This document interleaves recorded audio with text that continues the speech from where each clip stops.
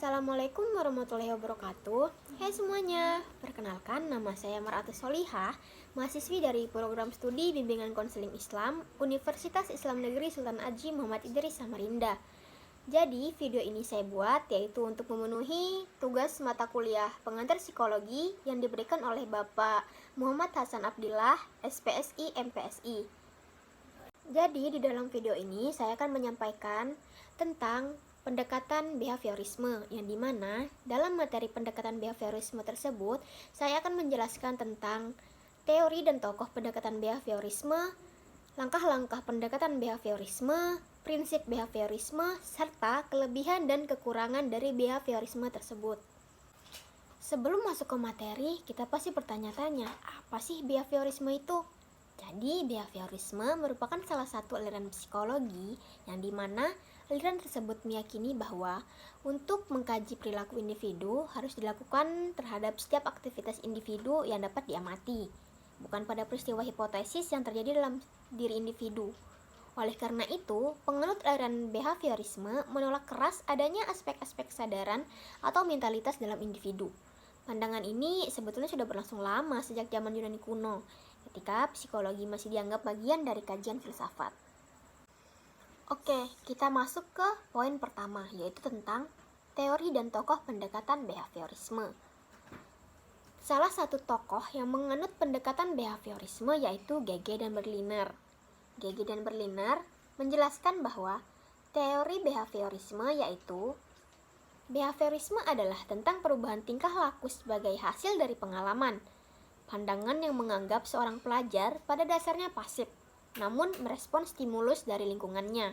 Kata pasif di sini tertuju pada siswa, di mana pasif merupakan salah satu sifat di mana orang itu menerima saja, namun merespon stimulus. Stimulus tersebut tertuju pada guru, yaitu di mana guru menjelaskan materi, namun si siswa tetap menerima apa materi yang dijelaskan oleh guru tersebut. Dalam hal ini, apabila seseorang mampu menunjukkan perubahan perilaku, maka dikatakan sudah belajar. Artinya, kegiatan belajar yang tidak membawa perubahan perilaku tidak dianggap belajar menurut teori ini. Hal yang paling penting pada teori ini adalah stimulus dan respon karena bisa diamati. Masuk ke poin yang kedua, yaitu langkah-langkah pendekatan behaviorisme, yang dimana dalam langkah-langkah ini terdapat 4 poin. Yang pertama, menentukan tujuan pembelajaran. Yang kedua, menganalisis dan mengidentifikasi. Yang ketiga, menentukan materi pembelajaran. Dan yang keempat adalah memecah materi pembelajaran. Poin pertama dalam langkah-langkah pendekatan behaviorisme yaitu menentukan tujuan pembelajaran, di mana dalam tujuan pembelajaran ini, teori behaviorisme ditekankan pada penambahan pengetahuan. Pembentukan perilaku sebagai hasil belajar yang tampak diperoleh dengan penataan kondisi yang ketat dan penguatan. Perilaku manusia dipengaruhi oleh stimulus yang ada di lingkungannya. Lanjut pada poin yang kedua, yaitu tentang mengidentifikasi dan menganalisis. Dalam poin ini, identifikasi adalah suatu kegiatan di mana kita dapat menganalisis dan mengetahui sebuah permasalahan. Dengan melakukan identifikasi, maka kita dapat berpikir dalam ruang lingkup yang luas mengenai permasalahan yang dihadapi. Lanjut pada poin ketiga, yaitu tentang menentukan materi pembelajaran. Contoh dari poin ini yaitu guru sudah membuat materi pembelajaran yang akan dipelajari dan dibahas. Poin yang terakhir yaitu poin keempat tentang memecah materi pembelajaran. Seperti contoh pada poin ketiga, contoh poin keempat ini di mana guru dan murid bersama-sama memecah materi pembelajaran yang sudah dibahas sebelumnya.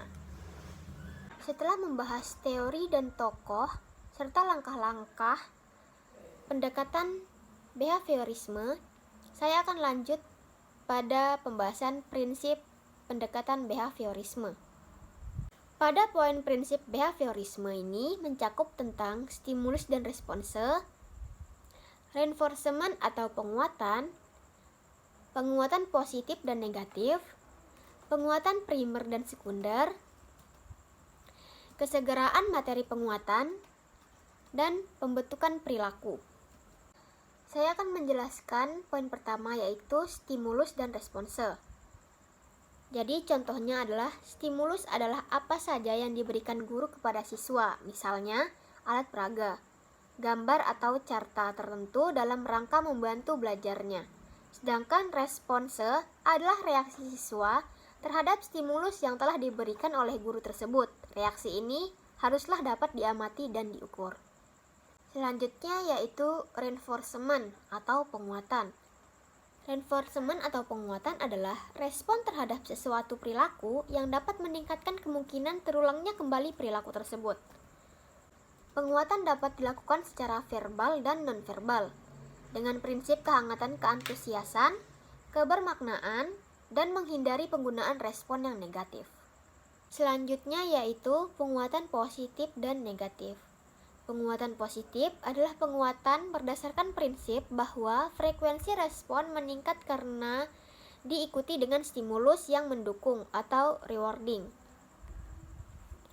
Sedangkan penguatan negatif adalah penguatan prinsip bahwa frekuensi respon meningkat karena diikuti dengan penghilangan stimulus yang merugikan atau tidak menyenangkan. Selanjutnya adalah penguatan primer dan sekunder. Penguatan primer adalah penguatan yang digunakan untuk memenuhi kebutuhan fisik, sedangkan penguatan sekunder adalah penguatan yang digunakan untuk memenuhi kebutuhan non-fisik. Selanjutnya yaitu kesegeraan memberi penguatan. Dalam hal ini, penguatan hendaknya diberikan segera setelah perilaku muncul karena akan menimbulkan perubahan perilaku yang jauh lebih baik daripada memberikan penguatan yang diulur-ulur waktunya. Selanjutnya yaitu pembentukan perilaku atau shaping. Menurut Skinner, untuk membentuk perilaku seseorang diperlukan langkah-langkah sebagai berikut. Yang pertama, mengurai perilaku yang akan dibentuk menjadi tahapan-tahapan yang lebih rinci. Yang kedua, menentukan penguatan yang akan digunakan.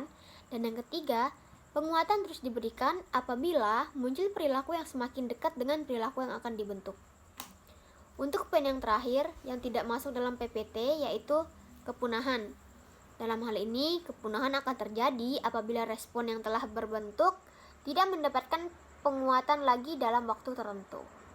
Sekarang saya akan menjelaskan tentang kelemahan pendekatan behaviorisme. Kelemahan pendekatan behaviorisme ini saya memberikan 3 contoh. Yang pertama, konsekuensi membentuk bahan ajar. Contohnya yaitu di mana seorang guru memiliki konsekuensi untuk menyusun bahan pelajaran dalam bentuk yang sudah siap. Yang kedua, tidak semua pelajaran dapat menggunakan metode ini. Dan yang ketiga, murid berperan sebagai pendengar, di mana murid berperan sebagai pendengar dalam proses pembelajaran dan menghafalkan apa yang didengar dan dipandang sebagai cara belajar yang efektif. Dan kelemahan yang dimiliki oleh pendekatan behaviorisme. Namun di balik itu, ada kelebihan yang dapat didapatkan dari pendekatan behaviorisme, yaitu sebagai berikut. Poin yang terdapat dalam poin terakhir yaitu tentang kelebihan pendekatan teori behaviorisme, yaitu yang pertama, membiasakan guru untuk bersikap jeli dan peka terhadap situasi dan kondisi pada saat pembelajaran. Dan yang kedua, guru tidak membiasakan memberikan ceramah sehingga murid dibiasakan belajar mandiri. Jika murid menemukan kesulitan, baru ditanyakan pada guru yang bersangkutan. Baik, dari penjelasan saya dari awal hingga akhir, semoga dapat dimengerti dan dapat dipahami oleh teman-teman semua. Mungkin hanya itu yang bisa saya sampaikan. Jika ada kesalahan kata, mohon dimaafkan. Wabillahi taufiq wal hidayah. Wassalamualaikum warahmatullahi wabarakatuh.